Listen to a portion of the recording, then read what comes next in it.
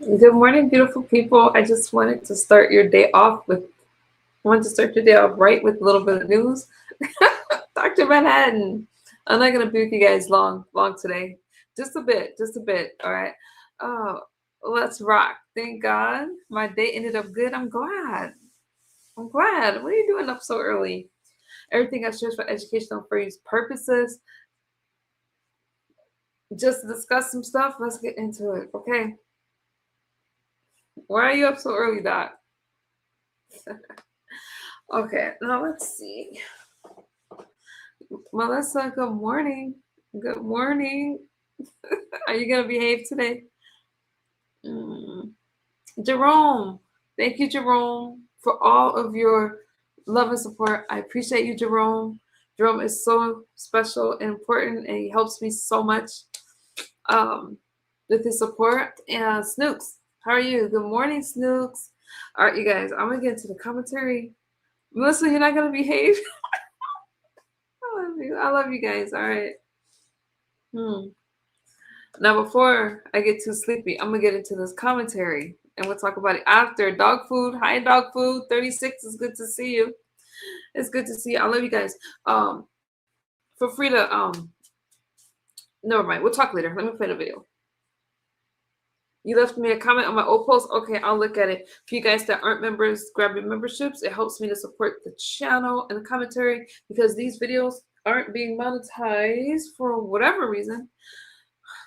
I think we know why, right? Because I speak the truth. Support the channel. Thank you, Jerome. All right, you guys, let me get into my video.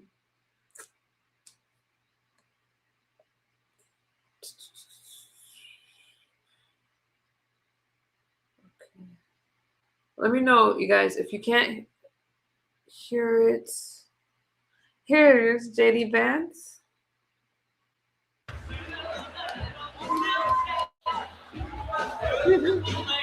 Why do I get excited? Oh, we gotta skip past the music. Clean water. Of course, we all want a safe environment in Michigan, and I got to say, we have an amazing leader at the Environmental Protection Agency in Lee Zeldon. Don't we, Lee? You do an amazing job. Let's give him a round of applause. How do I get rid of that? Please, y'all, take your seats. Take your seats. You're a politician with a microphone. I want to be up here about 3 hours, so we don't want anybody fainting. But here we've got a leader at the EPA who recognizes that we've got to protect American clean air, clean water. Of course, we all want a safe environment for our kids, but we can do that while still having the strongest economy anywhere in the world, and that's exactly what Lee Zeldon has done for us. He's been good for Michigan workers. He's been good for Michigan families. He's been good for building and making things in America because he recognizes that unless we cut out all these crazy regulations, just as President Trump recognizes, we're never going to rebuild the American dream. So, Lee, thank you for all you do. And for the Republicans in the room, which I hope is most of you, or at least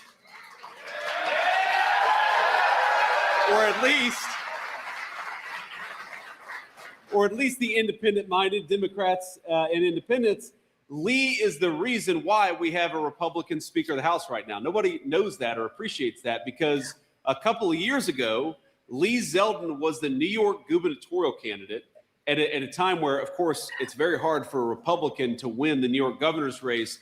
But he so overperformed and did such a good job in that race that he drug a number of New York congressmen across the finish line. They're in Congress today enacting good policy because Lee Zeldon ran a hell of a race. So thank you, Lee, for everything that you do.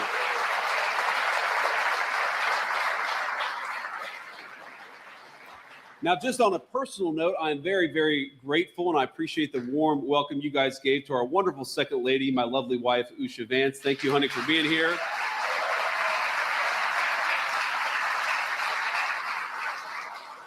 Usha is now 22 weeks pregnant with baby number 4, so we're very excited about that. That is beautiful. That is the American dream right there. 4 babies. You hear that? And I remember when we decided to run for vice president, I said, honey, I really want to have a 4th kid. And she said, well, you can become vice president or you can have a 4th baby. But ladies and gentlemen, I am persuasive because I got both. But let me just say on one other personal note. So we left Washington this morning, which has the craziest weather anywhere maybe I've ever lived in my entire life. Washington, D.C., it's, if you hate the weather, just wait 10 minutes because it's going to change. So we get on the plane, and I look at my staff, and I say, it is cold in Washington. I hope that we're going someplace warm. And they said, well, we're going to Auburn Hills, Michigan. And I said, oh. I bet it's not warmer in Auburn Hills, Michigan, but you know what? Cold weather makes hardy people. It makes great American workers, and this is the hardest working state anywhere in the union with the best workers.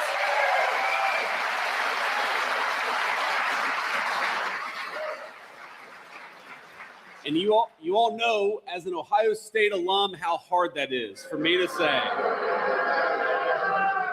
But I'm gonna give you just a little bit of grief here because, of course, this incredible business that we're in with 100 high-quality American manufacturers doing great things is called Engineering Design Services Incorporated. And I met some of the leadership just backstage. And of course, so many of you are the very people who work with your hands, you work with your minds, and you keep this great American renaissance in manufacturing going. The fact that we added over 2,000 manufacturing jobs in this state since Donald Trump became president is a testament to what you all make possible. Because across the street, we got Fanuc, one of the largest robotics companies anywhere in the world, and everything that you guys do every single day makes it possible for Fanuc to do what they do. And I love that connection. I love that synergy between American workers here, American workers across the street, building great robotics so American workers in Wisconsin could make things that they weren't making 2 years ago. And the reason that has happened is because Donald J. Trump decided that we were sick of shipping American jobs overseas. We were sick of shipping American industry overseas. We are going to build right here in Michigan, right here at home, right here in the United States of America, and that's what we've done.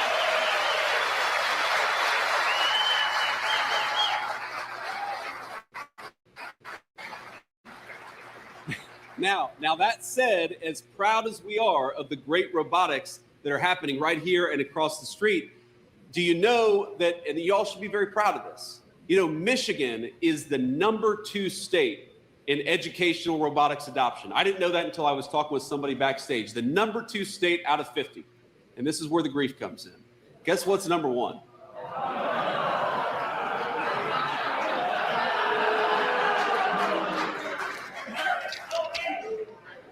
Sir, I won't even repeat it because I'm going to get absolutely ran out of town if I say that.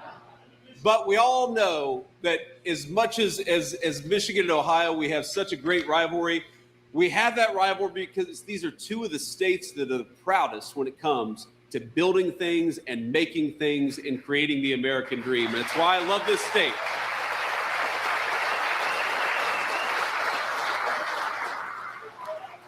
But I want to talk a little bit just about what the President of the United States and the entire team has done with the auto industry in the great state of Michigan. I know we're not in an auto plant, but this is an economy that depends on American automobile manufacturers, and it's one of the things that I'm proudest of that we did. Because we inherited a country where Joe Biden and the Democrats were trying to wage war against our American automakers. They were creating thousands and thousands of pages of new regulations. They were going to war against American energy. They were trying to force every single person in the country.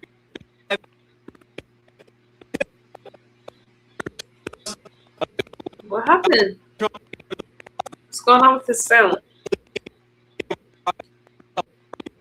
United States of America, because we want people to choose. So here's a statistic for you. In 2025, last year, new U.S. vehicle sales rose by 2.4%, which is the biggest jump in American-made automobiles since 2019, the last time Donald J. Trump was president. We've seen just in the last 6 months, we've seen the effects of our tax policy start to make its way into the Michigan automobile industry. Those working families tax cuts that Lee helped get passed, and John James and so many of our great Michiganders helped make happen, that is real money in your pocket. And for our businesses, that means they can hire more. That means they can create more jobs. That means they can invest more in our great country. You know, those working families tax cuts mean no taxes on Social Security. If you like no taxes on Social Security, remember, Republicans made it happen in Congress. If you like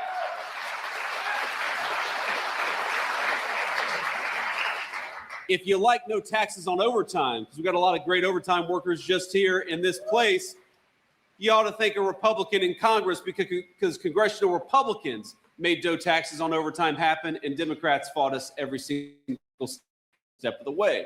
And if you happen to believe that lowering taxes for people making less than $100,000 a year, and everybody else, by the way, is good policy, then again, we got to remember that it was congressional Republicans that made those victories happen. And I happen to believe, I'm fundamentally, I think a lot of you know this, I'm an optimist about this country. I think that we have great Democrats, great Republicans, great independents, but the Democrats in Washington, D.C. are a different breed from the Democrats that exist in most of the rest of the country. I was raised by two working class Democrats. They were patriotic. My grandfather was a union steelworker for pretty much his entire life. I don't think he would understand the Democrat Party of Hakeem Jeffries and Chuck Schumer and Nancy Pelosi, because they don't celebrate American victories. They don't vote for lower taxes for American workers. They don't seem to be happy when America is doing well.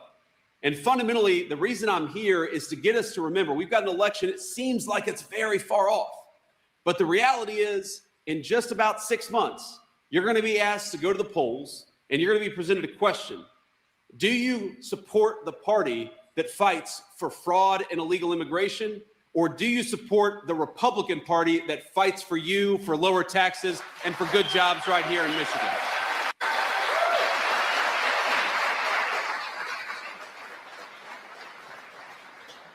And I want to make sure I read off, things that I learned about just on the airplane that are happening to this incredible state. You know, that Detroit Diesel, one of the biggest engine manufacturers, announced it was adding a third shift and recalling laid off workers that had been laid off last year. Why do you think that happened? That happens for two reasons: because we've got tax policies that promote the investment in the American worker, and because the President of the United States, for the first time in my entire lifetime, was willing to say to the rest of the world, you're done poaching our industry, you're done poaching our jobs. If you want to build right here in the United States of America, you get a big fat tax cut. But if you're trying to undercut the wages of American workers and bring in cheap garbage from overseas, you're going to get a big fat tax increase, because we're protecting our workers and we're protecting the jobs that support them.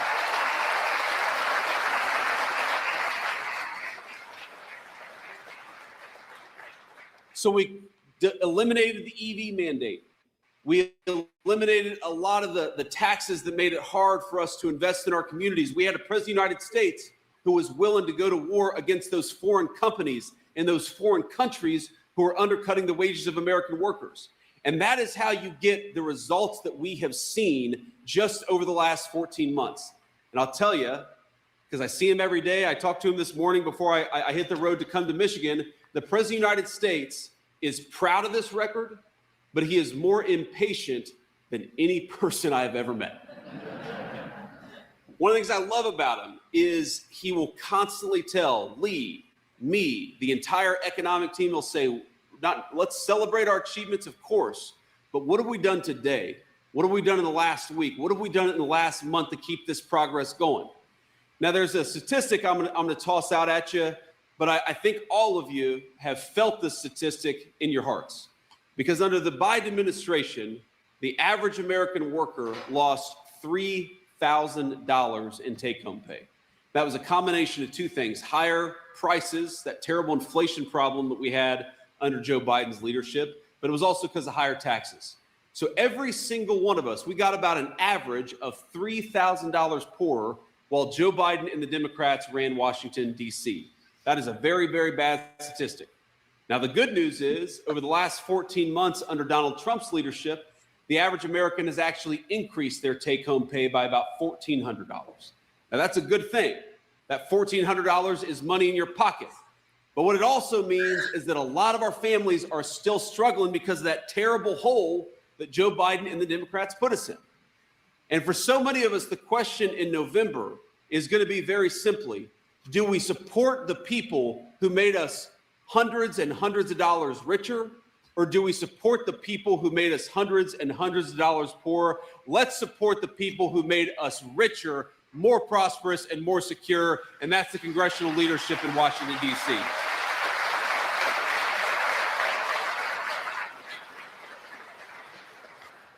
Because here's the thing, I landed, I don't even remember which airport we landed in, but it was about a 20-minute drive from there to here. And I was looking around and I was thinking to myself, again, this is why, even though I'm an Ohio State guy, I love this state, it reminded me so much of my hometown. You've got some of these beautiful old homes that I saw, places that are harken back to an era of American greatness when we built these beautiful buildings. And some of them looked amazing, and some of them, let's be honest, looked like they were struggling. I drove through some areas that were clearly struggling. I realized that America sold the highest. Man, their audio was messing up. The heck? Everybody, whether it was on Wall Street or a foreign company or foreign competitor, we were going to sell out the American dream of the people right in this room so that somebody could make a quick buck, or so that some foreign competitor or some foreign country could get rich off of the infrastructure that the United States of America had built over 250 proud years. Alpha Omega. And what I realized driving through this area is that the American Renaissance, ladies and gentlemen, $1,200 richer in 14 months is a lot, but there is so much more that we can do together. There is so much more to be built, so much more to be reclaimed, so much more to be made anew in the United States of America. But it's not going to happen by going back to the failed policies of Joe Biden and Nancy Pelosi. It's going to be by doubling down on the policies of Donald J. Trump and the people who love this country.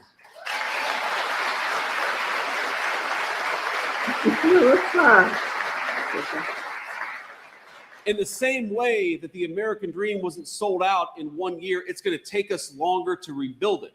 And what is really at stake in this election in November is fundamentally, we've done so much good, and we've built so much, and we've been able to do a lot for the American people, but the Democrats threatened to take us straight back to where we were just a few short years ago. And we all know the economic statistics. We all know the fact that we felt it in our pockets, that everything from groceries to our home electricity bill was going up at a level that it hadn't gone up in 40 years under Joe Biden. But it's not just that. Because the American dream, my friends, as you all know, it's not just about going out and being able to buy something, as important as that is. It's not just about the economics, the dollars and cents, though of course we demand that our citizens become more prosperous. It's also about peace and security. It's about being safe in your own home. It's about what I think of as a classic American idea that just because you grew up in a poor family like mine doesn't mean you shouldn't be able to walk down the street in safety and security in your own country. And that is what Joe Biden and his leadership and Nancy Pelosi and all these clowns in Washington, that is the thing that they tried to take away the most from us. Where do you think the fentanyl that flooded our streets and killed hundreds of thousands of our citizens came from? It came from Joe Biden's wide open border. Where do you think the highest crime rates, the highest murder rates came from during that administration? They came from the fact that we went to war on the police rather than on the criminals who committed crimes. Where do you think the fact that we had elevated murder rates, not just in our big cities, but in our small towns, because we let in hundreds of thousands of violent criminals into the United States of America? So when I talk about the American dream, I mean, number one, that I want you to have a good job that pays you a good wage, that allows you to put food on the table, but also take a couple of nice vacations every year. But what I also mean is that we need to get the people who are making our cities less safe the hell out of our country and focus on American citizens first.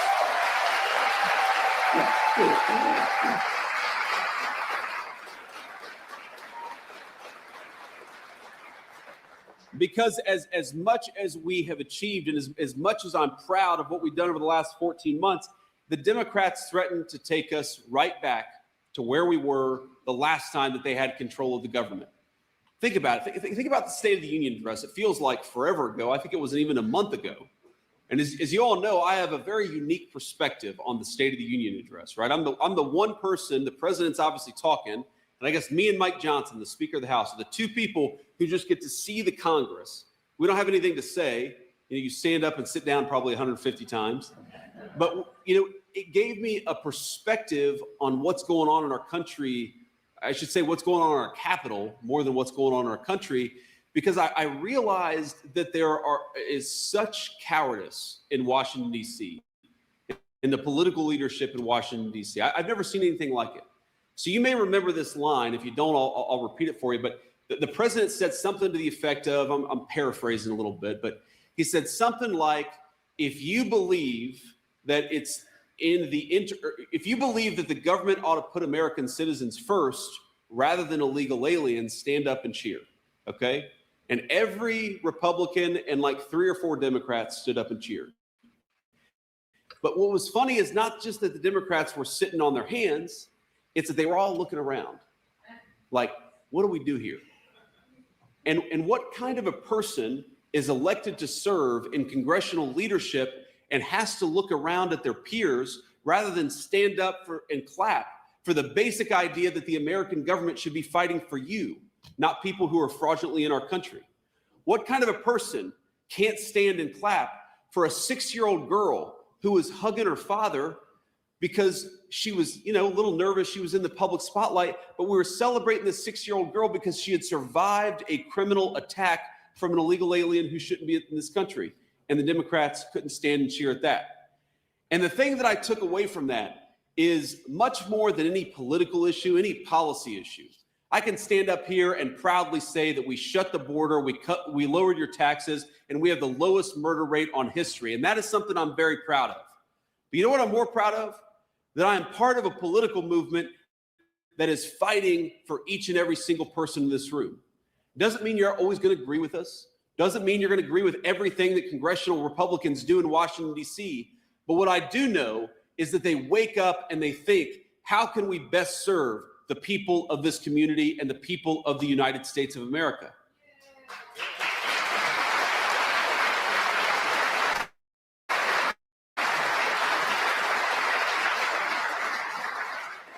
And that is the biggest dividing line, and it breaks my heart to say it.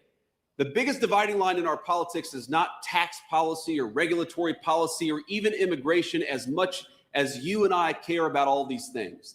The biggest dividing line in our country is that we have in Washington, D.C., one political movement that is dedicated to fraud, to illegal immigration, and to making sure that this country is safe for them rather than safe for us.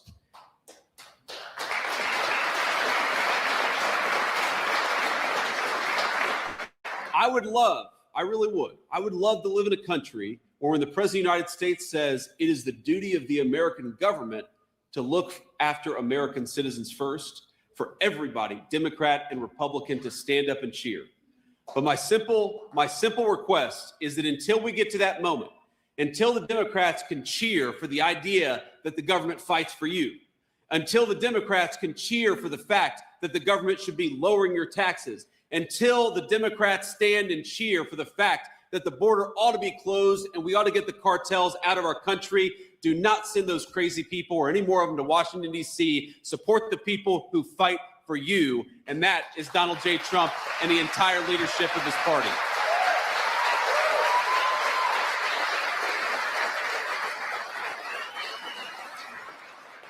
Okay, so I've said everything, or at least most of what I want to say here, but I want to just give I want to give one note of shout out to our fellow Americans in this community who have suffered a little bit in the last couple of weeks, and then I'll take some questions from the reporters. So I believe we're only about half an hour or so away from the facility Temple Israel, the synagogue that was attacked by a terrorist not even a week ago, I believe.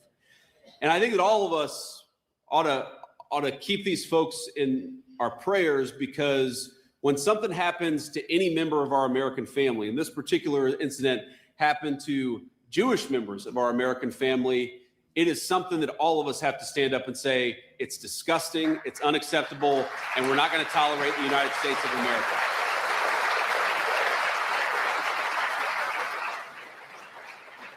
So I hope all the folks from Temple Israel know that we're praying for them, we're thinking about them, from the President of the United States, the Vice President, and everybody else.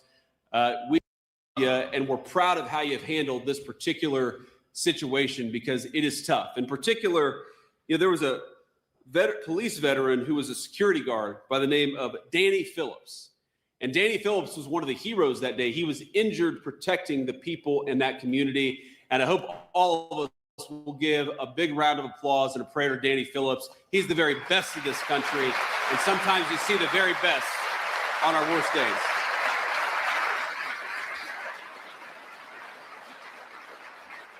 So with that, I will say thank you all for having me. The fun is not over yet. We'll take a few questions from the reporters, but if we could, what I'd like to do is start out with the local reporters first, and if we have time, we'll get to the national reporters after that. Okay, go ahead, guys. Hi, Mr. Vice President. Brett Cass with WXYZ here in Detroit. Thank you for taking questions. We're seeing gas prices here climbing at home, in particular here in Metro Detroit, with what's going on with Iran and the impacts in the Strait of Hormuz. What is the administration doing to help keep gas prices down, and where do you see gas prices going here in the near future? Well, the President of the United States has been crystal clear about this. Look, gas prices are up, and we know they're up, and we know that people are hurting because of it, and we're doing everything that we can to ensure that they stay lower. I will say, the President said this, and I certainly agree with it. This is a temporary blip, okay? What happened under the Biden administration is that gas prices were high for 4 years.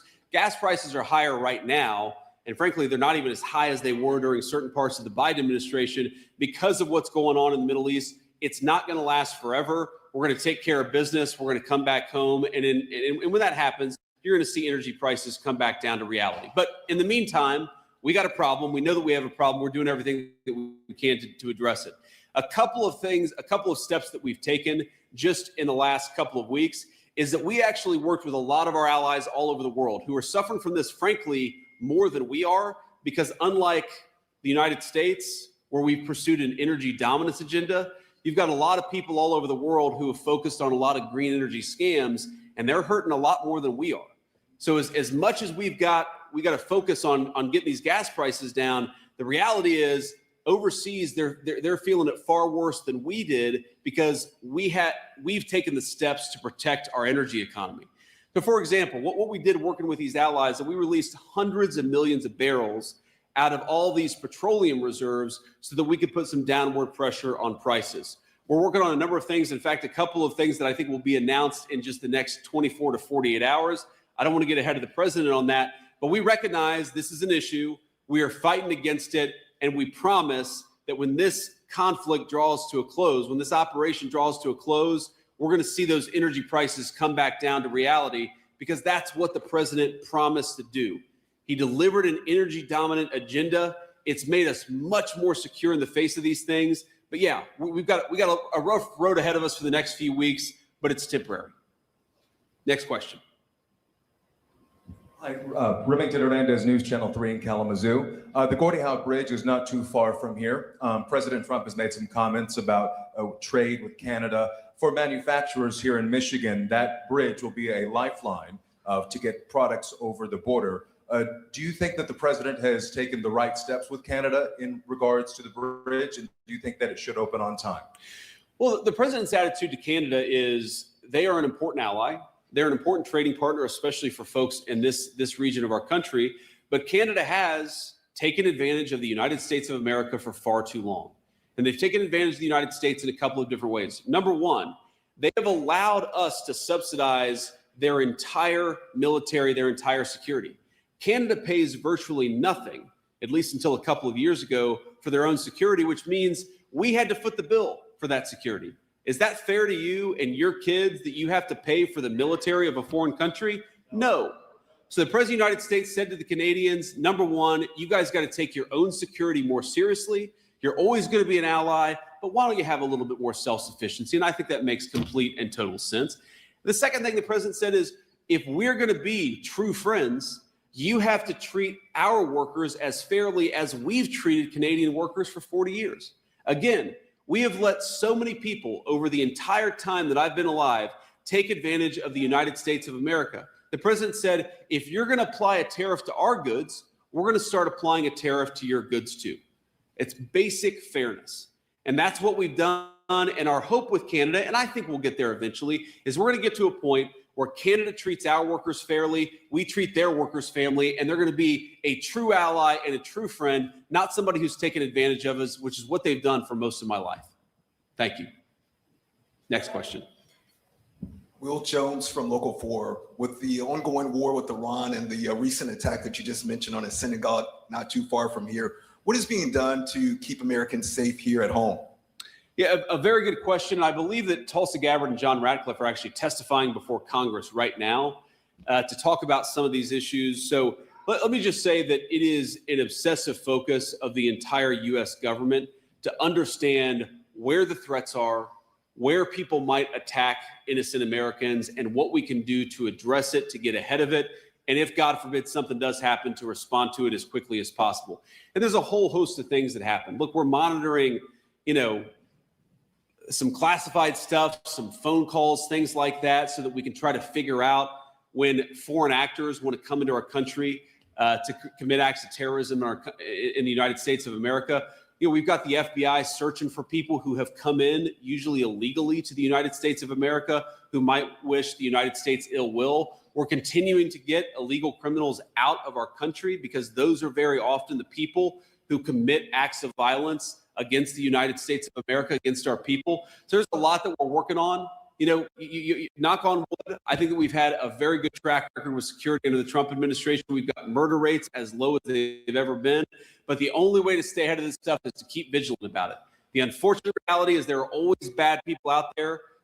Again, very many of them outside of our country who are trying to come in. They're always going to be there. What you need your government to do, what you should expect your government to do, is to stay on top of it and keep you as safe as possible. That's what we try to do every single day. Thank you.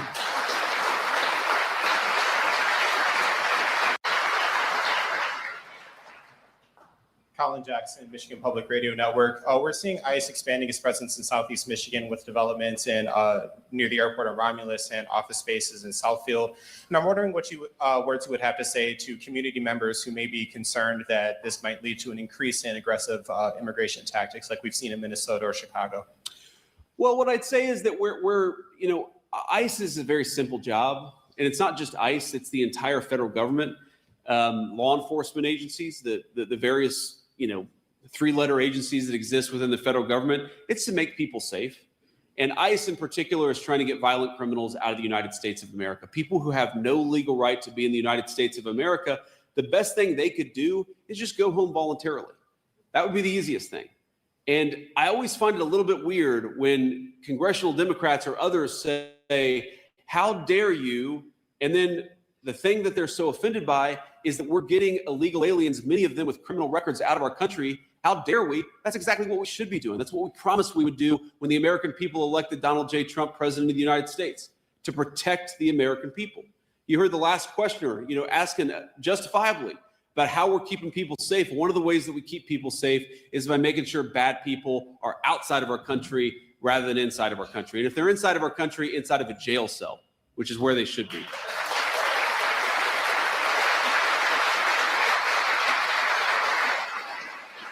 But on this issue of, they're worried about, I forget how you phrased the question. You said they're worried about aggressive enforcement.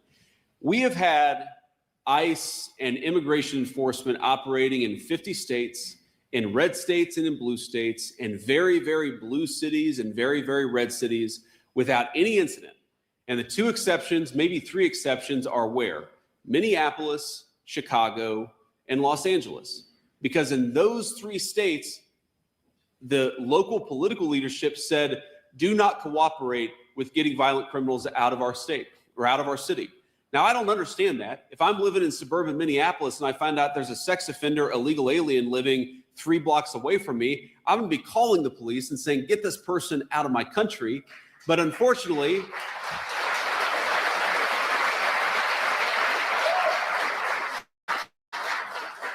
you've had some governors and a couple of mayors who have said they're going to do everything possible to create civil strife by blocking immigration enforcement. What I would ask people in town to do, what I'd ask everybody in these communities to do, is just tell your local leadership that you want them to cooperate with getting bad people out of the United States of America. So long as we've got the cooperation and so long as we're working as a team, the chaos that you see in Minneapolis, it's not going to happen. It only happens when you've got broken and dysfunctional political leadership that tries to stop us from doing our jobs.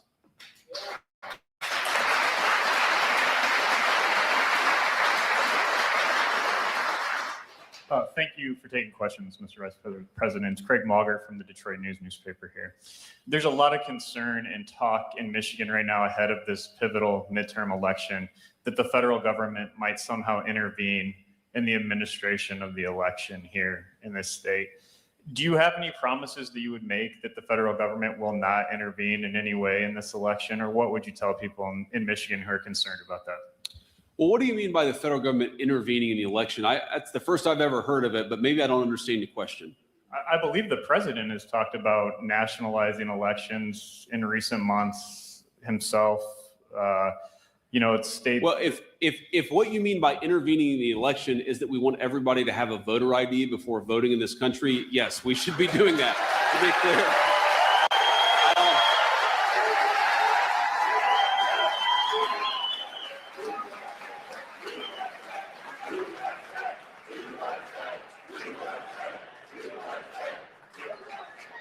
I mean, if by what you mean is, Marco Rubio has like 5 jobs, is the president going to send Marco Rubio to Michigan to be a ballot counter as his 6th title? I don't think so. I haven't talked to the president or Marco about it. But look, there's a lot of scare tactics and there's a lot of scary language floating around there. The president and I have been working very hard, and we actually got a good vote yesterday in the United States Senate on the Save America Act, which is a very simple piece of legislation that does a number of things. But one of the things it does is actually establish this very simple principle that if you're going to vote in a federal election, you ought to show identification before you do so. I think that's very much common sense.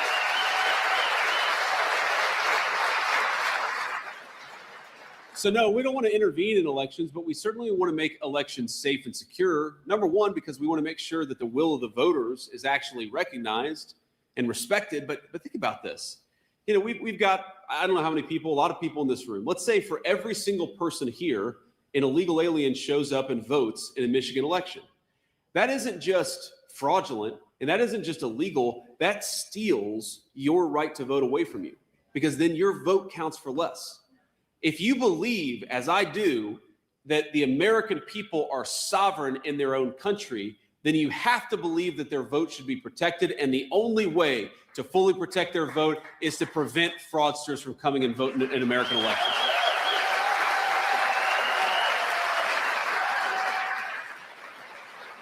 Okay. And we'll take just one more question.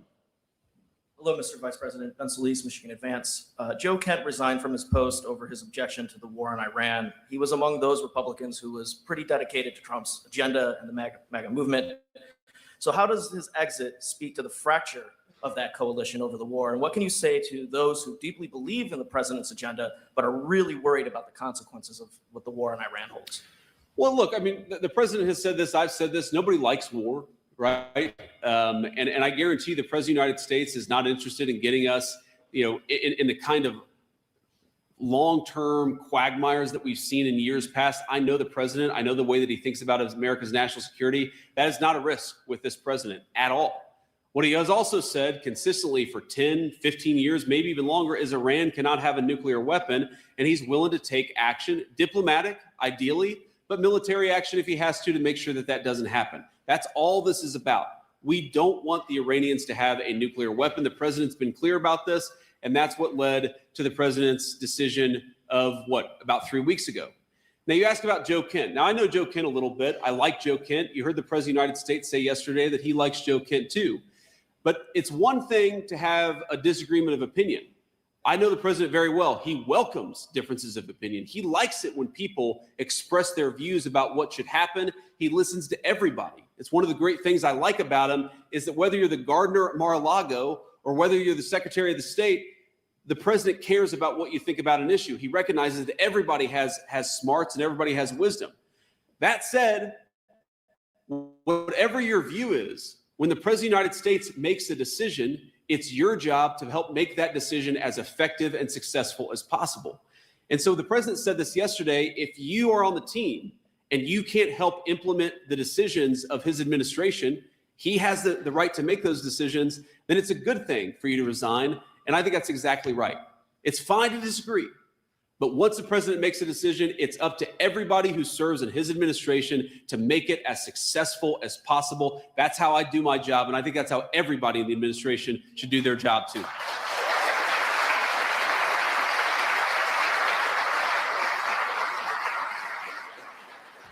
So let me just say this on a closing note here. You know, we're here in the great state of Michigan. I'll head back to DC this evening. But I just want to say that I know that you guys are the people who actually make this country run. You know, when a very formative moment for me, just for a lot of reasons, in part because all of our leaders went completely insane, was the COVID pandemic. And remember how they shut everything down? And I kept thinking to myself that I knew a lot of people who worked in manufacturing. I knew a lot of people who continued to go to work because they didn't have any other choice. And frankly, while the United States of America would do just fine with a few fewer people on Wall Street on Microsoft Excel, America doesn't do fine at all if our manufacturers and the people who build and make things don't show up for work and make sure that America has the stuff that it needs. So one of the ways that we think about our administration, one of the ways that we think about our goal is that we serve you. You fought for us for long enough. We have to fight for you. You've done your job for the United States of America, and you're going to keep on doing it. It's time to have a government that works for you. Now, I mentioned this earlier. For my entire life, the story of my hometown was another factory closed, another place that provided good jobs to the moms and dads of my friends was going overseas. Another family that faced financial stress because mom or dad lost a job was getting divorced because of the financial pressures created by stupid policies coming out of Washington, D.C.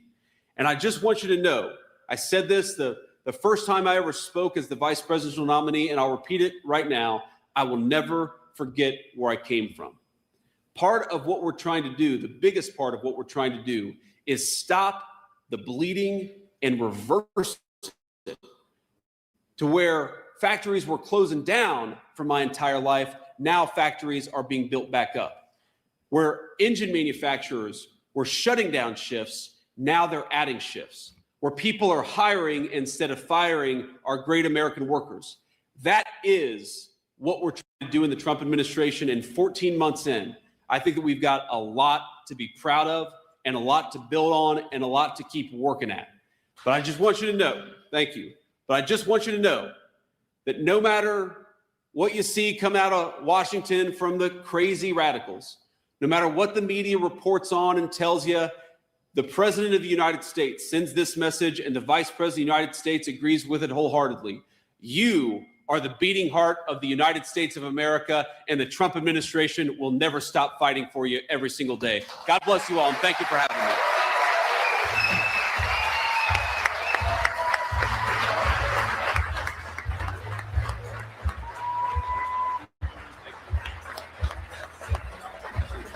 Thank you, guys.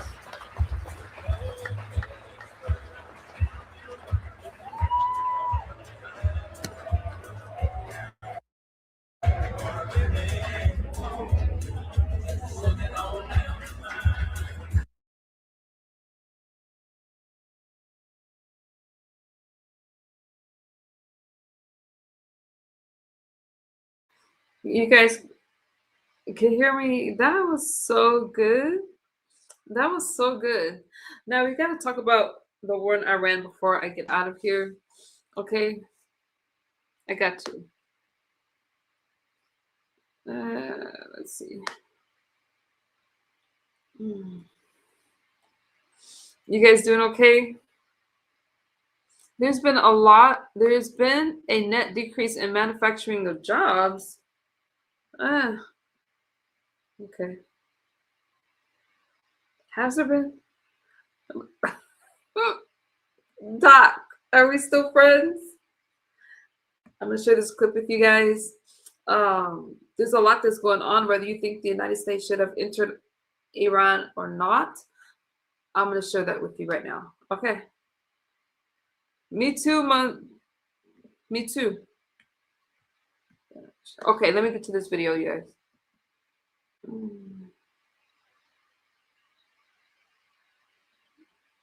We're not friends? What are you doing here? All right. Let's go here. I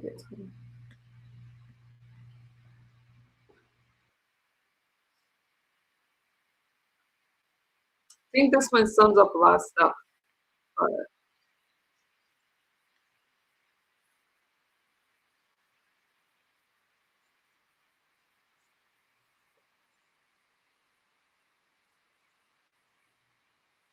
Oh, you can't see, sorry. Across the Middle East, UAE air defenses intercepting Iranian missiles and drones launched toward Dubai. Saudi Arabia also said it intercepted attempted attacks on its energy facilities, and Qatar said Iran attacked its liquefied natural gas terminal, the largest in the world. Meanwhile, the Strait of Hormuz effectively blocked. The U.S. dropped multiple 5,000-pound bunker-busting bombs along the coast. All this as oil prices surging to nearly $100 a barrel and gas prices here at home up nearly $1 from a month ago. Chief international correspondent James Longman is in the region and leads us off. Shockwaves and uncertainty over oil and gas prices only worsening tonight. Flames shooting into the air as Israel bombs the world's largest gas field in Iran and the backbone of the country's energy sector. Video circulating online shows the flames and smoke engulfing the refinery. Israel's move comes just hours after the U.S. dropped multiple 5,000-pound bunker buster bombs on Iranian missile sites along the coastline in the Strait of Hormuz. The U.S. says they targeted cruise missiles that Iran could use on oil tankers and ships passing through that critical waterway. Tonight, Iran retaliating to Israel's attack on its gas fields with a furious missile barrage across the region. This huge explosion in Riyadh, Saudi Arabia, seen in video posted on social media. In the skies over Dubai tonight, air defenses knocking down incoming Iranian drones and missiles. Iran also striking the world's largest liquefied natural gas terminal in Qatar. Extensive damage reported. The Qataris condemning the attack, calling it a dangerous escalation. Iran tonight with this dire new warning, saying if you attack our oil and gas facilities, we'll do the same. Iran now urging Saudi Arabia, Qatar and the UAE to evacuate their energy facilities immediately, the lifeblood of this region and engine of the global economy. Experts say the list of Iran's targets account for more than 1.25 million barrels per day of oil and natural gas production. Tonight's attack sending global oil prices surging above $109 per barrel. Gas prices in the US spiking 94 cents since the start of the war, now averaging $3.88 a gallon. Late today, Vice President Vance called the surging gas prices a, quote, temporary blip. We're working on a number of things. In fact, a couple of things that I think will be announced in just the next 24 to 48 hours. I don't want to get ahead of the president on that, but we recognize this is an issue. And tonight, Iran also unleashing this cluster missile attack on Israel. Multiple explosives raining down on Tel Aviv, a couple in their 70s killed. This as the Israeli military ramps up attacks on Iranian-backed Hezbollah in Lebanon. This entire apartment building in Beirut razed to the ground. Residents given just an hour's notice to get out. Meanwhile, back in Iran, defiance on the streets of Tehran tonight. Thousands mourning the national security chief, Ali Larijani, the regime's de facto leader, assassinated in an Israeli airstrike. Tonight, Israel says they've now killed Iran's head of intelligence too. Our thanks to James for that report. And as you saw in James' report, the constant barrage of missiles continues in the region, with cluster bombs adding to the region's defense challenges. Here's ABC's Tom Sufi-Burge with a rare look at Israel's Arrow anti-ballistic air defense system. Iranian rockets and missiles, and Israeli air defenses lighting up the night sky over Israel. Those air defenses intercepting dozens of Iranian missiles overnight, according to Israeli officials. Part of an Iranian cluster-type missile where small bombs are released as the missiles intercepted, falling on this apartment just outside Tel Aviv. You can see the apartment that was hit, a couple in their 70s killed here in what was a major barrage on Israel overnight. They have their backs against the wall, and this is why they're taking this desperate tactic. They are purposely targeting civilians across the region and in Israel. Iran's cluster-type ballistic missiles can wreak havoc over a wide area. And the daily missile attacks from Iran are testing Israel's multi-layered air defenses and its stocks of interceptor missiles. We've been given rare access to this Israeli Air Force base to see this Arrow air defense system. It is Israel's longest range air defense system, and it fires giant interceptor missiles out of those tubes up into the stratosphere to knock out Iranian ballistic missiles in space. We're shooting down ballistic missiles with another missile. I'll tell you how I explained it to my grandmother.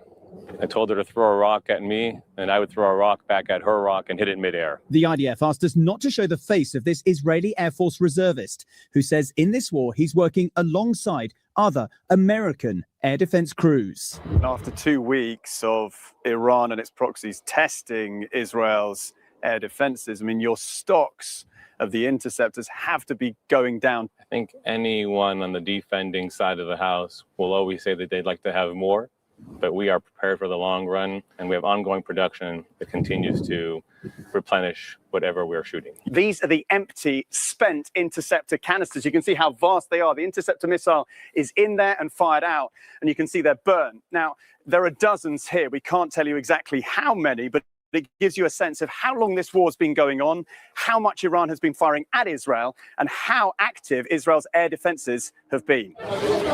Today, we sheltered with others in this parking lot after the sirens sounded, and the people we spoke to here support the war. We are sure that we have to fight. And that fight still raging across this region, the air raid sirens part of daily life. Perry, 15 people have been killed in Israel since the war began 2.5 weeks ago. And that relatively low number is largely down to Israel's air defenses and people heeding the warning and heading to a shelter. Perry? Tom, thank you. In recent days, President Trump has repeatedly said the U.S. has decimated Iran's armed forces. We've wiped out their Navy, wiped out their military in every aspect. Their Air Force is now decimated. They have no Air Force, no Navy. They have no radar. Their radar is entirely gone. Their anti-aircraft machinery is gone. Everything is gone. Their leaders are gone. The president's comments come as the UAE, Saudi Arabia, and Qatar all reported Iranian aerial attacks this week. But what is the actual capacity of the Iranian military?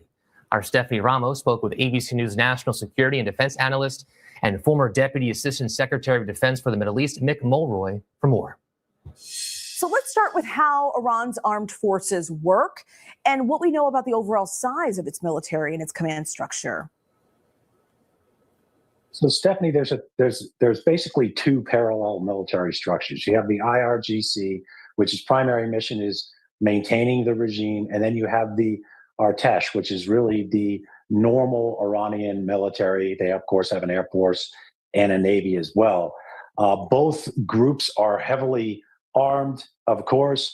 They are very large. The IRGC's not quite as large unless you include the Basij, which alone, the Basij, which is the paramilitary force, is over 1 million. The active IRGC is around 250,000.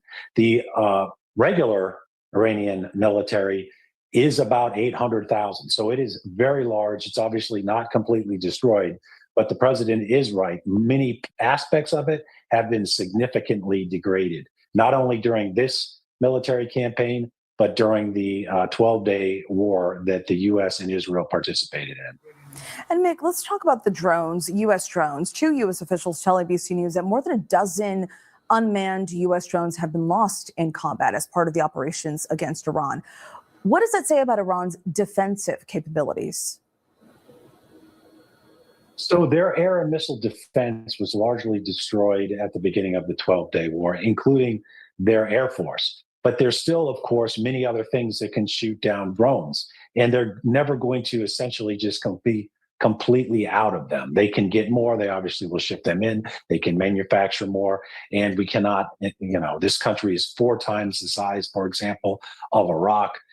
It is very difficult to ever eliminate the ability for Iran to shoot at its neighbors, whether it's missiles, drones, or to shoot down our drones, as you just mentioned. And we know one of the drones that they've been using, the Shahed drone, is very powerful, carrying ordnance and is GPS guided. And we know they've been using that in the area. Let's talk about sea mines. How powerful are these sea mines Iran is using in the Strait of Hormuz?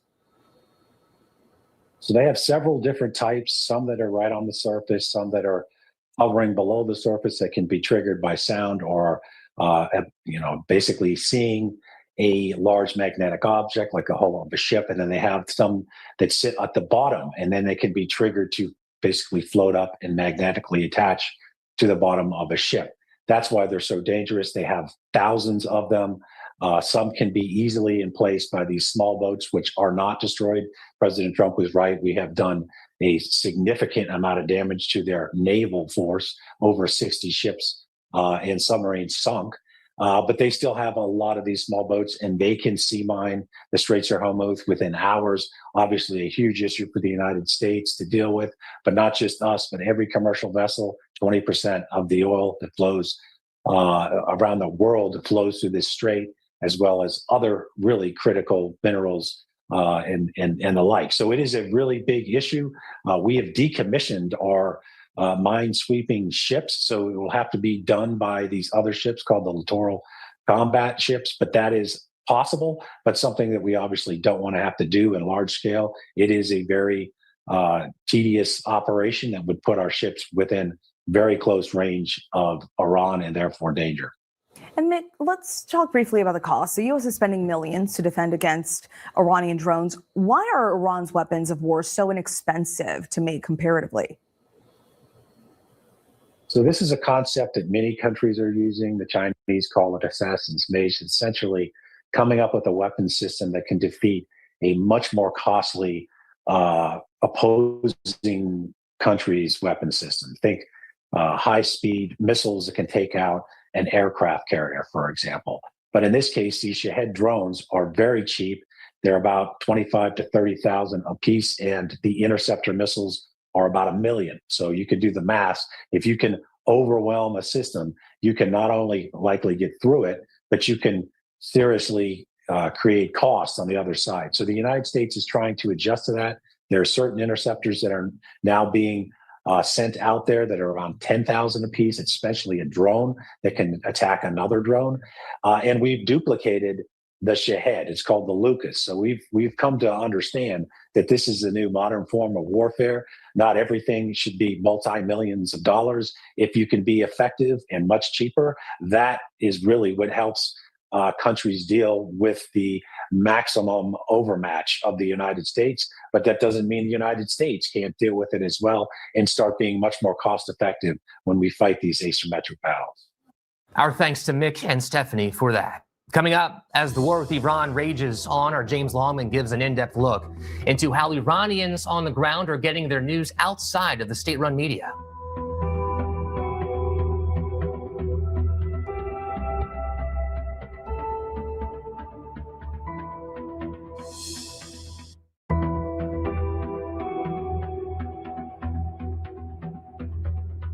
In times of war, experts say information can be weaponized. For the people of Iran, information is limited and heavily censored, leaving many dependent on government-operated news sources. Our James Longman shows us how Iranians are getting their news and how one option may be used to provide critical information. What would it take for regime change in Iran? Airstrikes alone won't bring down the Islamic Republic. When we are finished, take over your government. It will be yours to take. This will be probably your only chance for generations. People power, that's what's needed. But with danger in the air from ongoing strikes and the streets controlled by regime loyalists, how and when would protests take place? What is the plan? Well, what Iranians see on television may hold the key. You may think because of the internet blackout that Iranians are just sitting at home in the dark, unable to know what's going on around them. That is not true. There are a number of TV stations that are able to broadcast via satellite. You don't need an internet connection for that, and just about everybody has a satellite dish. The regime does its best to jam signals, but millions of Iranians are watching what the regime considers dissident television. BBC Persian, Voice of America, and Monoto are major news sources. Since its founding in 2017, Iran International TV has become arguably the insurgent voice, taking a much more active role in broadcasting the views of Iranian opposition outside the country. جمهوری اسلامی And Reza Pahlavi, the son of the late Shah, seems to have their full support. Pahlavi has courted Israeli backing in recent years and has a significant following among Iranian Americans. Every time he sends a public message, Iran International broadcasts it. We know that our popular programs are watched by millions, sometimes tens of millions of people in Iran. The Iranian government is not happy with our operation. This is Bozomeher Sharafaddin, the head of digital at the channel. I put it to him that his channel has enormous power to trigger demonstrations. So they're waiting for a signal, and the signal could come via Reza Pahlavi, via Benjamin Netanyahu, via Donald Trump, most likely on Iran International. The last round of protests that happened in January, which was the biggest protest in the history of the Islamic Republic, came from a call from Prince Reza Pahlavi. Yeah. And that brought millions of people to the streets in Tehran and millions in other cities. So, yeah, that message was broadcast from Iran International. But when they tried, thousands died. According to a US-based human rights network, at least 6,800 people are known to have been killed in January's protests. That agency is looking into another 11,000 related deaths.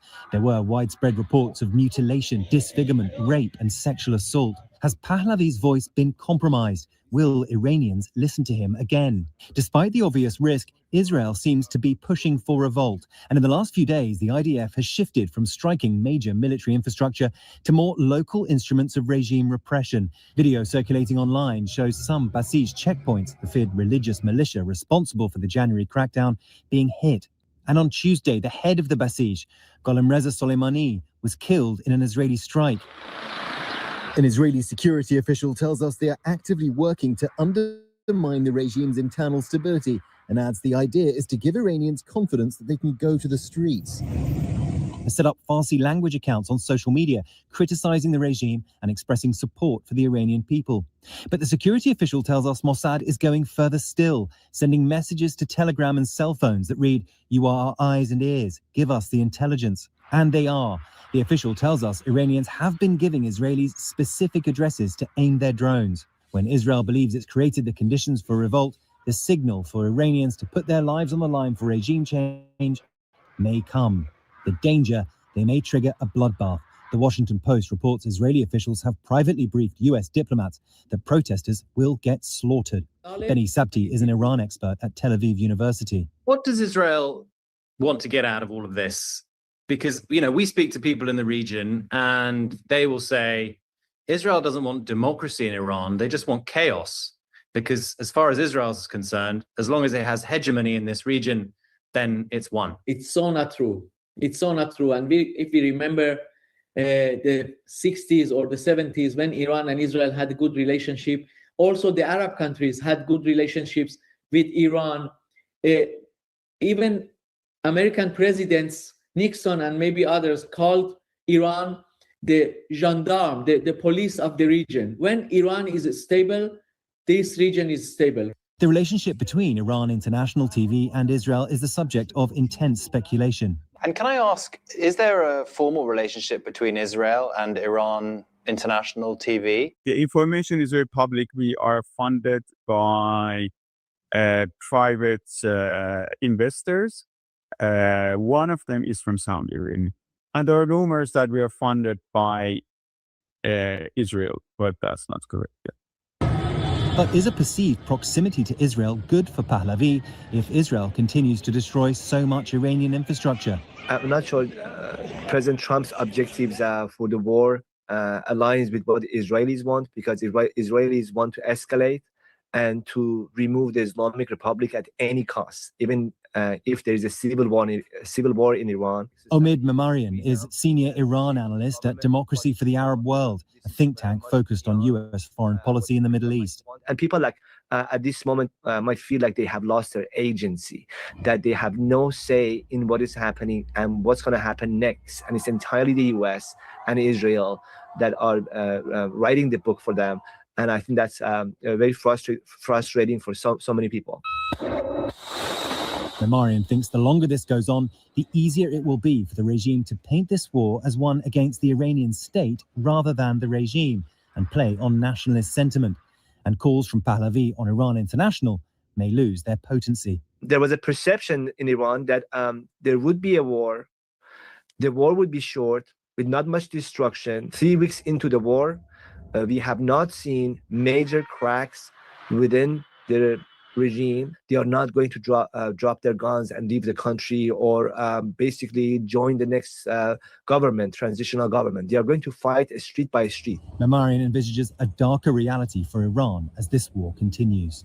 There is a core group that supports the regime, and to being a martyr for them is a dream. It's not something that they escape from. So they fight to the last bullet. They will fight, and they see this as a matter of honor. The US pulled out of last year's 12-day war against Israel's wishes. Some analysts think the Israeli strategy this time might be to get Iranians out onto the streets to force a longer US intervention.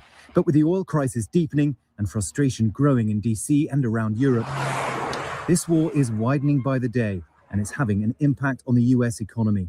So the big question is, if degrading the regime enough to allow protests to come out into the street takes time, how much time is Donald Trump prepared to give it? James, thank you. Coming up, interest rates, increasing oil prices, and no end of the war with Iran in sight. What does that mean for your efforts to make ends meet?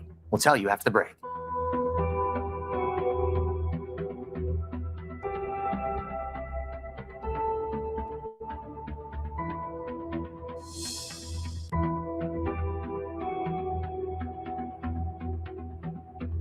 The Federal Reserve today held its first meeting on interest rates since the start of the war. Questions linger over rising oil prices and other economic ramifications from the conflict.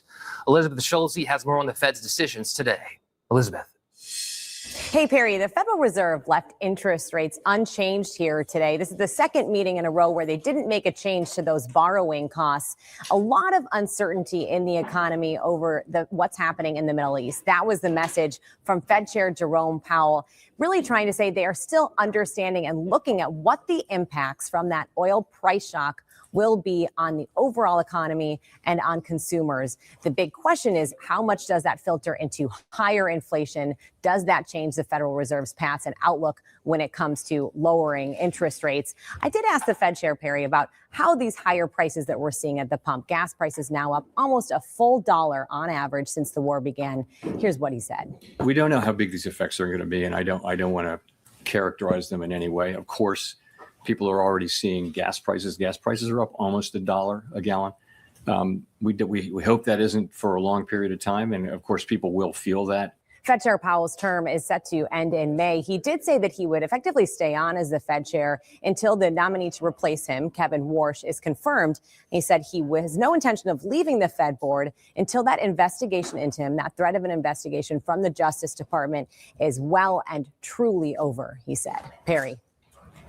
Elizabeth, thank you. That is our show for this half hour. I'm Perry Russum. Stay tuned to ABC News Live for more context and analysis of the day's top stories. Thank you for streaming with us.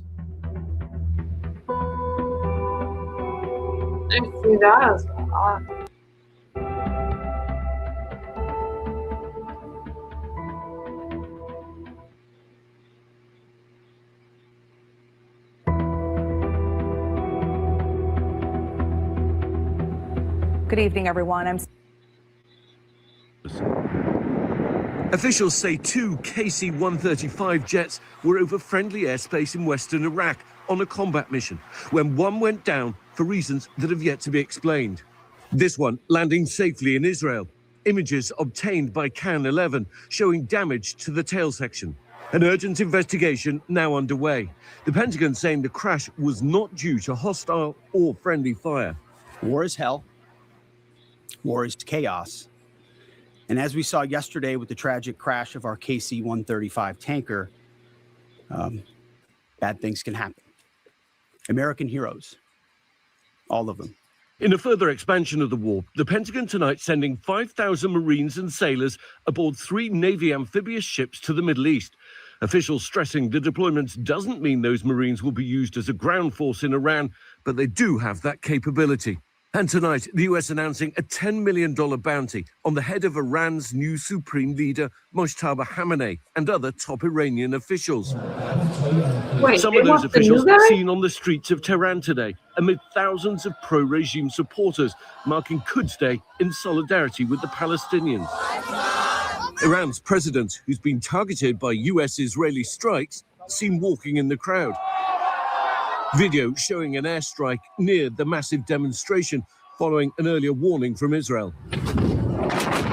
And with Iran waging war on the global oil supply, attacking oil tankers, and choking the critical Strait of Hormuz, where 20% of the world's oil normally flows. Moments ago, President Trump saying the US unleashed one of the most powerful bombing raids in the history of the Middle East, claiming to have obliterated every military target on Iran's Karg Island. But the president saying he avoided targeting the island's critical oil infrastructure, warning Iran not to interfere with shipping in the strait. But today we've had some very, very big hits, very powerful hits.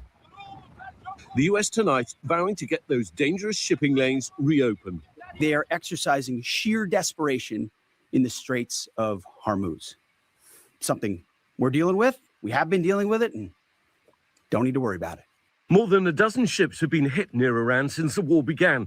Together with the blockade, global oil prices surging and gas prices rising in the US by more than 70 cents a gallon since the war began. Tonight, in an effort to stabilize the markets, the US now easing sanctions on Russian oil sales. Officials acknowledging those sales will allow Russia to make money in the short term. That move coming just days after sources told ABC News Russia was providing intelligence to the Iranians to help them target American troops and ships in the region. And the president asked, when will the war be over? When are you going to know when it's over? When I feel it. Okay. I feel it in my bones. Our thanks to Ian Panel for that report. Back here in the U.S., we're getting new reporting in that horrific synagogue attack in Michigan.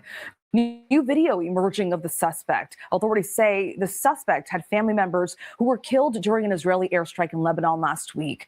ABC's Alex Perez is in Michigan. Tonight, the chilling new video appearing to show the man police say drove a truck full of explosives into one of the nation's largest synagogues, buying $2,000 worth of fireworks just 2 days before the attack. Phantom Fireworks, a 30-minute drive from Temple, Israel, tells us Ayman Ghazali loaded up his shopping cart, telling them the fireworks were for a celebration to mark the end of Ramadan, then wheeling that cart back out to his truck. 2 days later, authorities say Ghazali, armed with a semi-automatic rifle, plowed his truck into Temple, Israel, slamming through the front door and driving right down the hall. The attacker's path thwarted by security guards. At approximately 12:20, Ghazali's vehicle gets jammed between hallway walls, and he begins firing through the windshield of his vehicle. Ghazali and the first security officer engage in a gunfight through the rear window of Ghazali's vehicle. At approximately 12:22 p.m., a second security officer engages Ghazali in a gunfight from the front of the vehicle. And soon thereafter, Ghazali's vehicle, his engine compartment catches on fire. And at some point during the gunfight, Ghazali suffers a self-inflicted gunshot wound to the head.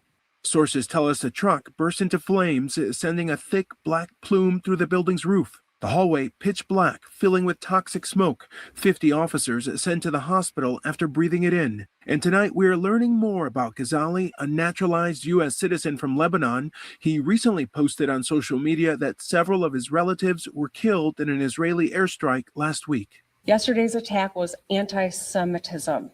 It was hate, plain and simple. We will fight this ancient and rampant evil. We will stand together as we do it, and we will call it out. Tonight, the community grateful that no members of the congregation were hurt in the attack, especially none of the 140 little kids there for preschool. Mallory and Zachary Grant's 19-month-old daughter, Barbara, was asleep in her classroom 30 yards from where the truck slammed into the synagogue. The 2 daycare rooms are right next to that entrance, and those are the only 2 classrooms that are in that area. So this was literally very close. Very close, yeah. It's lucky, a word to describe how you feel. Just miraculous. Just nothing short of just a pure miracle. Just Thanks to Alex Perez for that report. And for more of a deep dive about the threats faced here at home, our Kira Phillips spoke with our chief investigative correspondent, Aaron Katersky. Well, let's start in Michigan. What more are we learning about the suspect in that synagogue attack?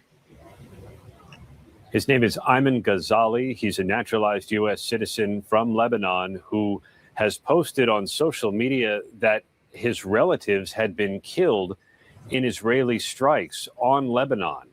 Whether that's specifically the motive or not, authorities are still investigating, Kira, but it does at least give us a window into Ghazali's background. On the day of the ramming yesterday, he had loaded his truck with fireworks and an unidentified chemical agent that ignited once the ramming occurred. So he goes around the security bollards, through the front door, down the hall, and then the truck bursts into flames. How concerned are officials right now, Aaron, about copycat attacks? I think there's some reasonable concern, Kira. Law enforcement officials have been expressing concerns to us ever since the war in Iran began about how that could potentially either inspire some lone actor or could formulate calls for some kind of retaliation locally. And now in just the last 2 weeks, there have been 4 violent episodes. The mass shooting in Austin, Texas, the 2 teens who brought homemade bombs allegedly here to New York City, and then what happened yesterday at Old Dominion in Michigan. So authorities are on heightened alert. They're taking no chances, and especially at synagogues across the country, police are paying more attention today. Our thanks to Kira and Aaron for that conversation. Coming up, our Ian panel is back with the voices of the Iranian opposition. That in-depth report coming up. There. Earlier today, our Alex Prochet spoke with the Lebanon country director for Med Global. That's a global health and humanitarian organization. I want to first start with just getting a sense of how dire is the humanitarian crisis in Lebanon right now, and do groups like yours have enough resources? Well, thanks, Alex. What we're seeing is really a rapidly deteriorating humanitarian situation with massive daily displacements. I mean, since March the 2nd, almost 1 million people have been forced to flee their homes. And, you know, this comes in Lebanon not as an isolated scenario, but this has been, there have been multiple confounding factors since 2019 with the economic collapse that the country's been facing, meaning that both the government and the humanitarian system were already stretched and already under strain before this crisis began.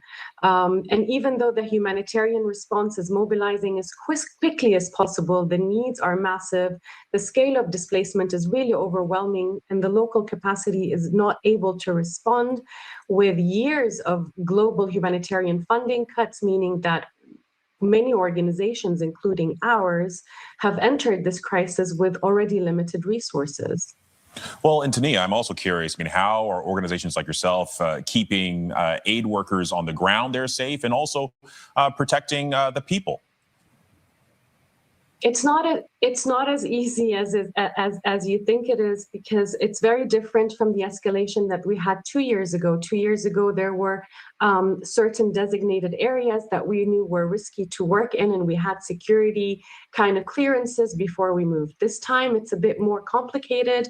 You know, Beirut has been targeted in multiple areas, and we have to play it by ear on a daily basis, where we clear our security to be able to move on the ground. We've been able to work in southern cities like the city of Zeldon, south of Beirut, through local partners. We communicate on a daily basis, trying to orchestrate our movements, trying to move our mobile units to try to cater to the health needs of all the displaced people in the shelters. Our thanks to Alex Prochet and our ABC News Live colleagues for that. Tonight, while many Iranian voices may be silent publicly, ABC News has been obtaining voice memos from some who hope for a future without the Islamic Republic. Chief Foreign Correspondent Ian Pannell has their stories. It was around 1 a.m. All the people in my neighborhood, they were screaming, they were shouting, and it was like a celebration, and everybody was shouting that Khamenei, and we were so happy. And I saw that it's confirmed. He is dead after this many being killed and this much suffering in that region. They are a cancerous soul. They have to be removed. And there was no other way. After months of protesting, risking their lives, of calling for the downfall of the regime, the news came like a thunderbolt. The supreme leader, Ayatollah Ali Khamenei, had been killed. A short time ago, President Trump confirming Iran's supreme leader is dead. Hope was rekindled for the tens of thousands still mourning those murdered by the regime during protests earlier this year. ABC News has been trying to connect with Iranians on the ground to get a sense of what their life has been like since the war began. Those who sent messages remain anonymous, and some voices altered for their safety. When the war began, the regime once again cut off internet and communications across the country, controlling its people along with their messages of resilience. I think it was the second day of the war when they were hitting the state television headquarters and Tehran's IRGC base. I actually woke up thinking that was an earthquake that hit Tehran. We are hopeful, and we are waiting for the day that this country will be free. To be honest, the life is not how it used to be, but the supermarkets, the grocery stores are open, and we have electricity, we have running water, and we hear the attacks like every 3 or 4 hours, and some days maybe less. But I can say the sound, it keeps us going.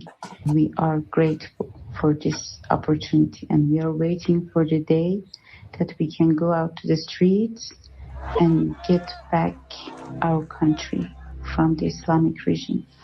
We check the news. We try to keep the connection to the satellite TVs and by the phone. Although we are in a total blackout, and the slightest connection that we have is very unsecure, but we try to be informed.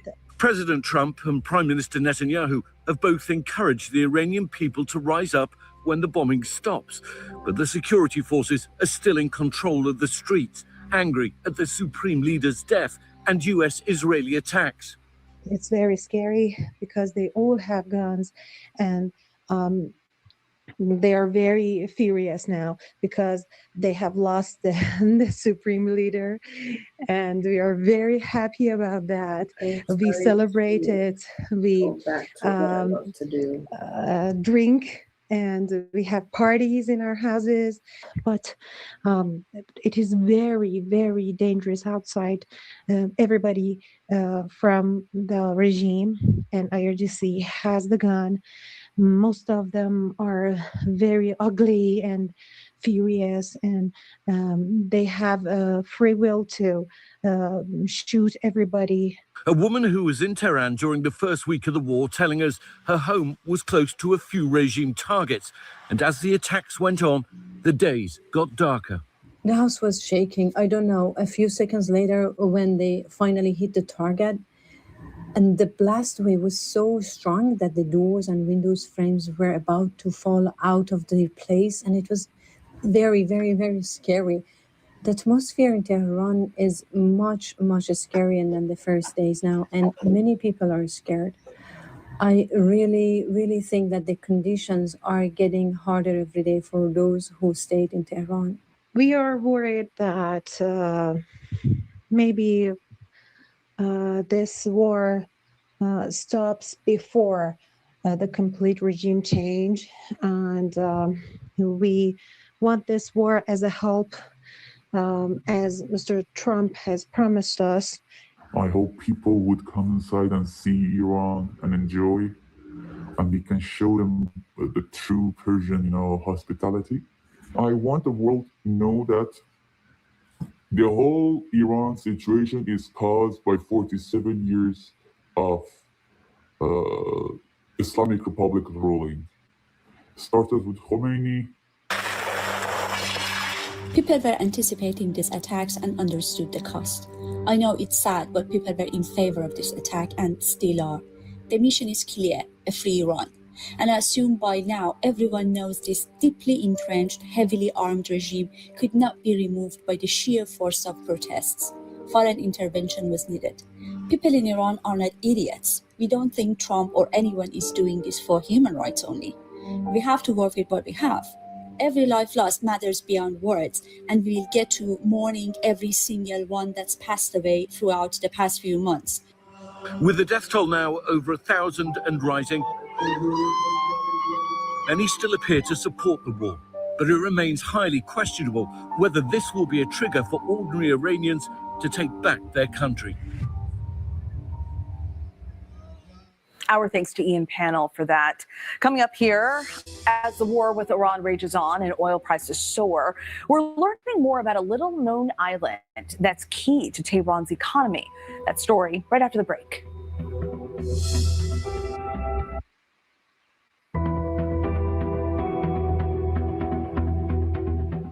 As oil prices soar amid ongoing attacks in the Middle East, much of the world's focus has been on the Strait of Hormuz. But analysts tell ABC News there's a lesser-known oil choke point that could play a major role in all of this. Karg Island is a small landmass spanning 7.7 square miles in the Persian Gulf off the southwest coast of Iran that serves as the country's primary oil export terminal. Experts say it's a linchpin for the Iranian economy. Nicholas Milder joins me now to talk about this. He's an assistant professor of modern European history and Milstein Faculty Fellow at Cornell University. Thank you so much for joining us. Let's talk about Karg Island. It's only about 300 miles away from the Strait of Hormuz. It's been blocked, as you know. Tell us about Karg Island and why it's not only significant to Iran, but to the global economy as well. So Karg Island is the main oil export terminal for Iran's oil industry, and it was developed in the 1960s for that purpose. And it's basically able to export about 1.5 to 1.8 million barrels of oil a day, which account for about 80 to 90% or so of Iran's oil exports. And that's what makes it very significant, yeah. Certainly. And does the location of this island give Iran any particular advantages when it comes to oil exports? Well, it's an island that's far offshore because it's the only place where big oil-carrying ships can easily dock. And one advantage in the current situation for Iran is that it's relatively far north in the Persian Gulf. So it's still quite a ways away from the Strait of Hormuz. Some of the plans being circulated now, for example, an amphibious landing on Karg Island would first have to get through the Strait of Hormuz, which is the very thing that is now in question, right? The US Navy hasn't actually tried to do that yet. And then they would have to go several hundred miles up the Gulf to reach Karg. Yeah. I see. We've been talking a lot about strikes in the Strait of Hormuz, but what would be the implications of an attack on Karg Island? Well, it would certainly take a large amount of Iranian oil production offline. There's only a little bit of oil that is not exported through there. The issue, however, is whether it's a wise idea to do it. For one thing, Karg Island has not been attacked so far because it's fairly certain that if that were to happen, Iran would retaliate, as it already has been doing against neighboring Gulf countries' oil infrastructure. On top of that, even if there were to be a landing and the exports through Karg Island were to be stopped, then there would still be the question of whether that actually helps the current energy crisis. And if anything, it would take even more barrels of oil off the market. So it would probably drive oil prices up even further. And then there's the question of whether doing it by air or by land is easiest. As I said, the amphibious route is very difficult because one first has to cross the Strait of Hormuz, which seems to be closed, and through the air is easier, but then immediately has these big economic repercussions. And what about other countries? How could a strike on Karg Island also impact other countries in the Gulf? What's the risk of regional spillover there? Well, Iran has shown already before this war in 2019 that it's capable of targeting with drones and rockets the oil infrastructure of neighboring countries, particularly in Saudi Arabia, which they attacked in 2019. But in the last 2 weeks that this war has been raging, we have seen Iran capable of targeting refineries, oil fields, and other infrastructure. And so if that were to happen, then the countries that are still at the moment producing a lot in the Gulf, the Emirates and Saudi Arabia particularly, might see their oil production and exports curtailed even more by retaliatory strikes. And that would, again, aggravate the economic crisis still more. Absolutely. We know the refineries on the island process 90% of Iranian oil exports. So really important there to that region.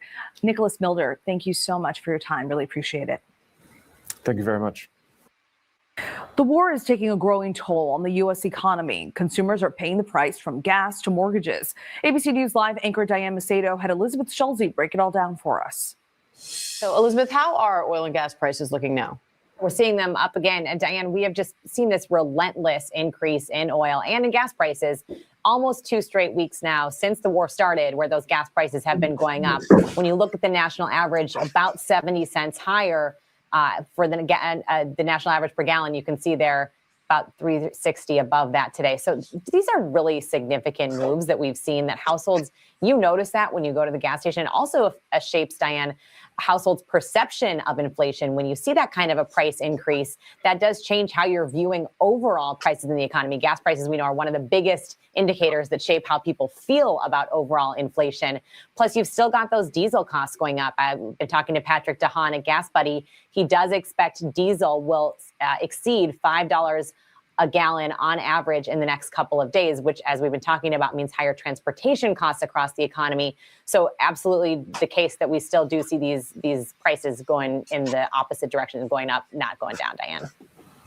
And Elizabeth, new data shows economic growth was revised down 0.7% in the final 3 months of last year. What's behind that slowdown? Yeah, this was half of what the previous estimate had been for GDP. So this is a look at the economy, all of the economy over the last 3 months of 2025. And it's a pretty bad number when you're looking at that picture and how much lower it was compared to the original estimate.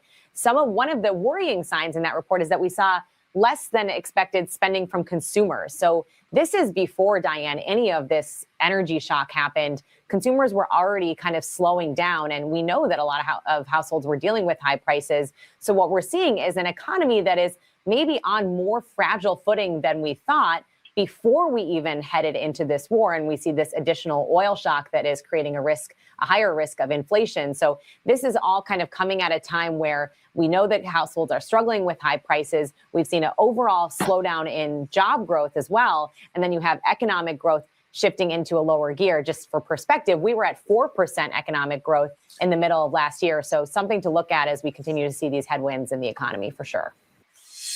Our thanks to Diane and Elizabeth for that. That is our show for this hour. I'm Stephanie Ramos. Stay tuned to ABC News Live for more context and analysis of the day's top stories. Thank you for streaming with us. Hi, beautiful people. Oh, wait. How do I... Where is that? Oh, here we go. Can you guys handle one more thing? I'm going to leave you guys alone. There's a lot that's going on. Let me share one more thing with you.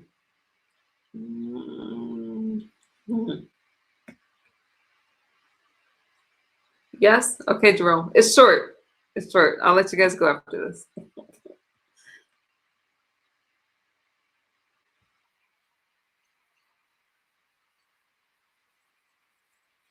Oh, wait. Let me bring you in.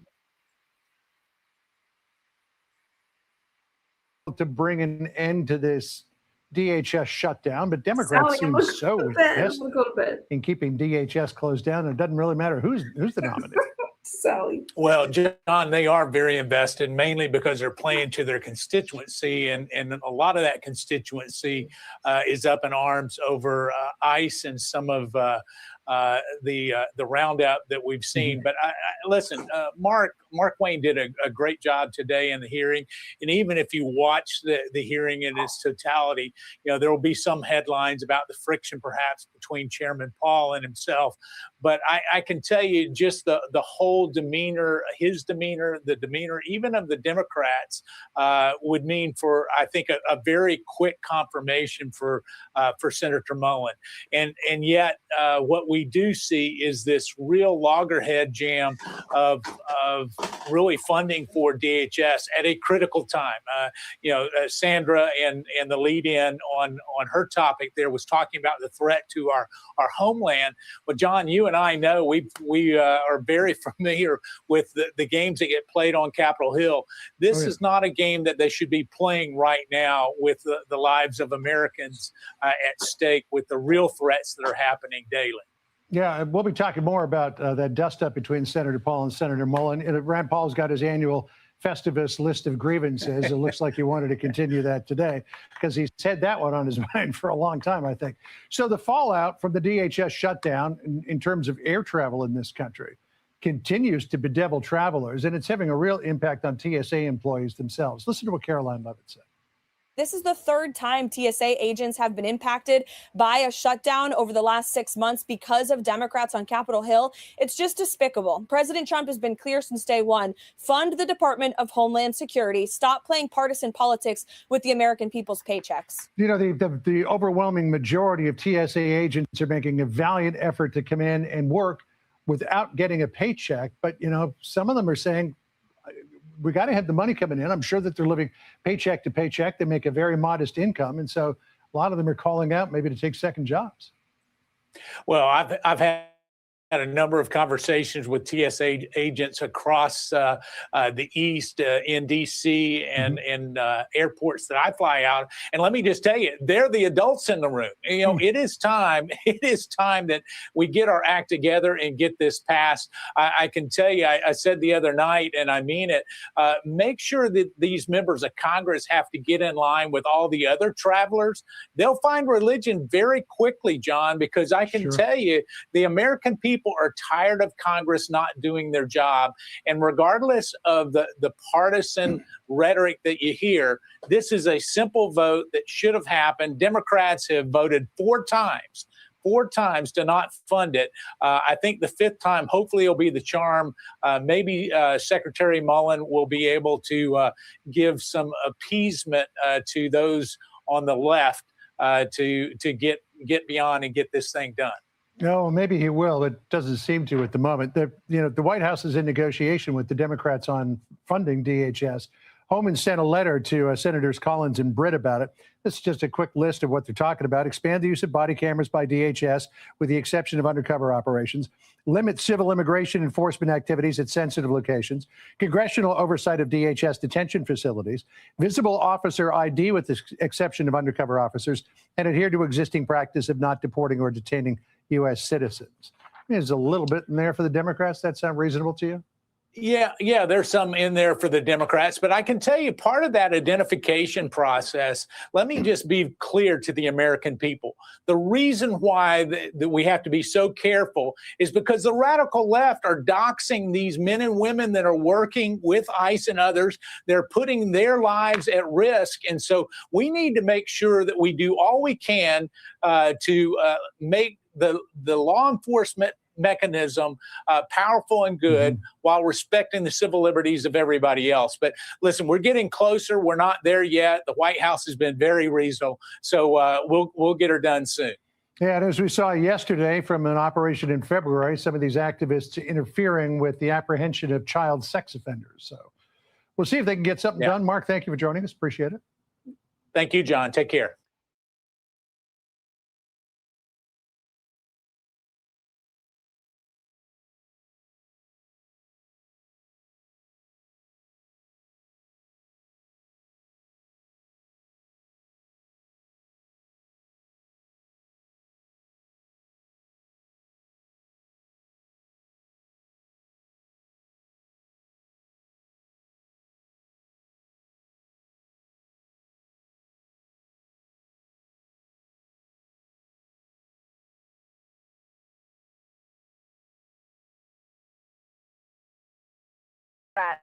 To the U.S. We heard from someone we don't see very much anymore because he is the CIA director, John Ratcliffe.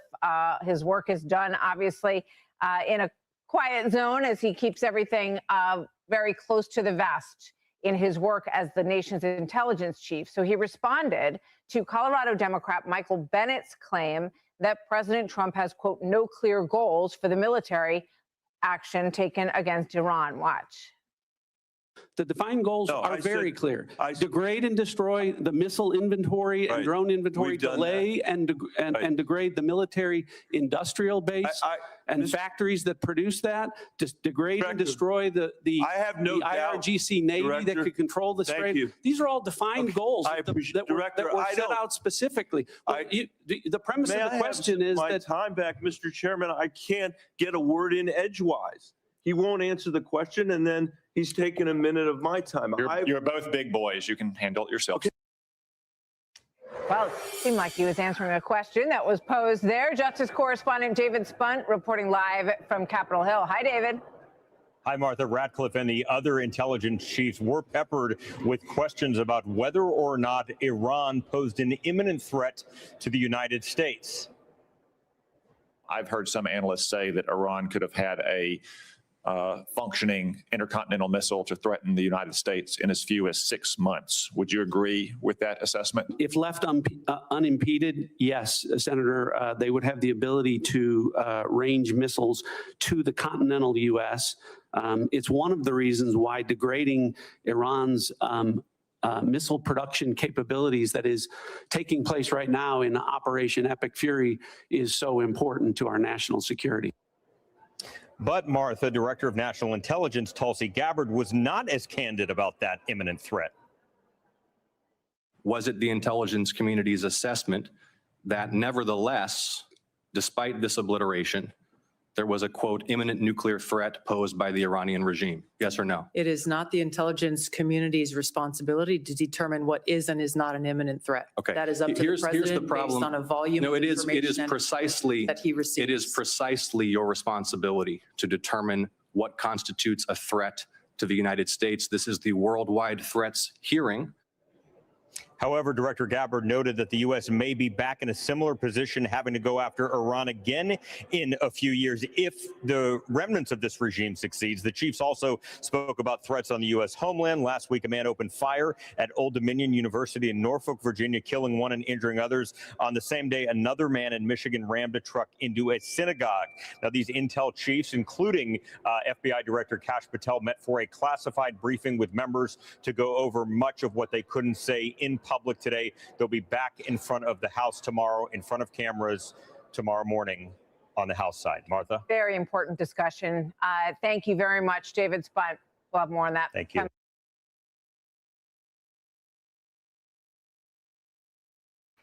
Yeah, you guys, it gets heated. Y'all good? We still friends? There's a lot that's happening in the world. I just share it with you guys. Thank you guys for hanging out with me. I am going to lay it down. Thank you guys for, I'll be back later. I'm getting delirious. I love you guys. Praying for the country. I love our country, and I'm praying for you guys as well, okay? Claude. Doc, thank you for holding me down. I appreciate you guys. Damage, I see you. Sally, I see you. All right, you guys.